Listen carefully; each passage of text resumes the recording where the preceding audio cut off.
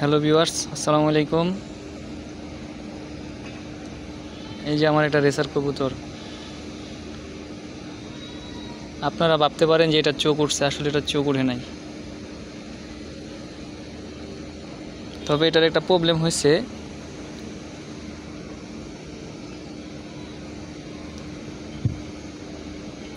ওর ঠোঁটে দান আটকাইছে।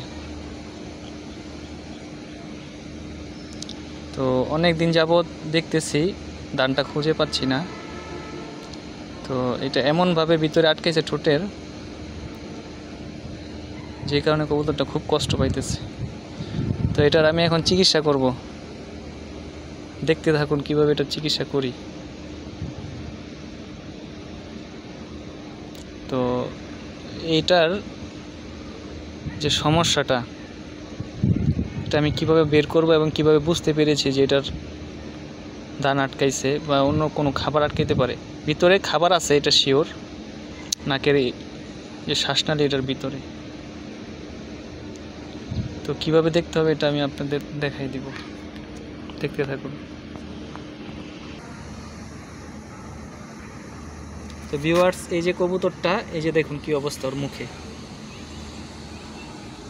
ঠিক আছে? এই যে দানটা কিন্তু দেখা যাচ্ছে না, দান বা এই যে দেখুন এই ঠোঁটটা কি করবেন, এভাবে ধরে এভাবে চাপ দিবেন। ঠোঁটটা আমি এই যে নিচের দিকে চাপ দিছি, এই যে চাপ দেওয়ার ফলে দেখুন কি দেখা যাচ্ছে, ময়লাটা স্পষ্ট দেখা যাচ্ছে। ঠোঁটটা কিন্তু চাপ না দিলে বোঝা যাবে না। এই দেখেন আমি চাপ দিতেছি, যত চাপ দিতেছি সাদা দেখা যাচ্ছে, দেখছেন?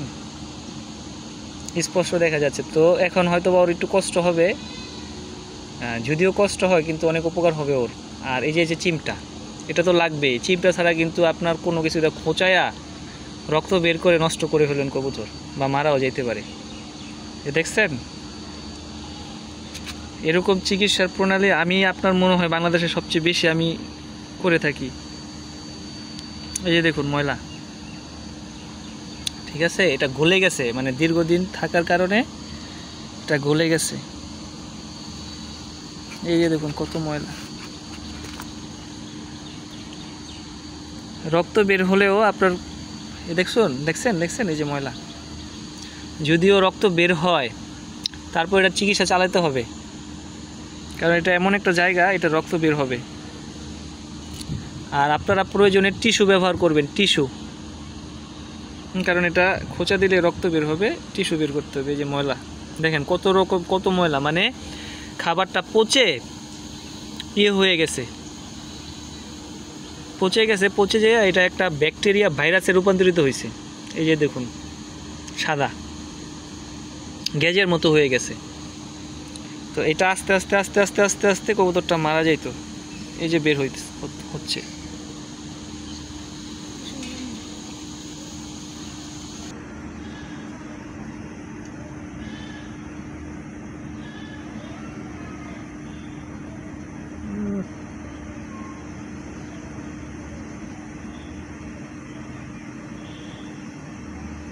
এই যে ভিউয়ার্স, দেখতে পারতেছেন, মানে এটা টুকরা টুকরা করে করে আনতে হইতেছে। একবারে টান দিলে তো কবুতরটা ব্যথা পাবে।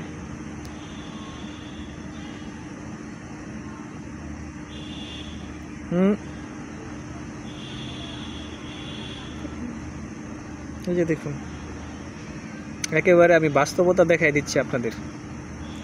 আর এরকম নতুন নতুন ভিডিও পেতে আমার চ্যানেলটি সাবস্ক্রাইব করতে ভুলবেন না, লাইক দিয়ে আপনারা পাশে থাকুন। তো এখন একটু কষ্ট হবে, বাট কবুতরটা আমার বেঁচে যাবে।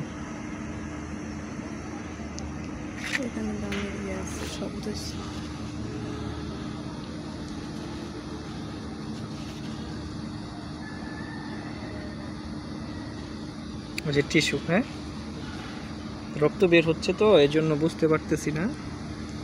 আমার মনে হয় অনেকটাই নিয়ে আসছি, আর একটু আছে।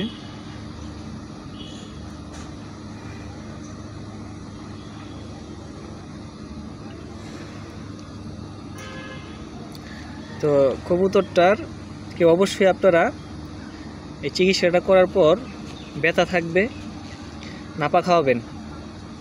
নাপার সিরাপটা যেটা সেটা খাওয়াবেন। আর এই ঠান্ডার কোনো ওষুধ খাওয়াইতে পারেন,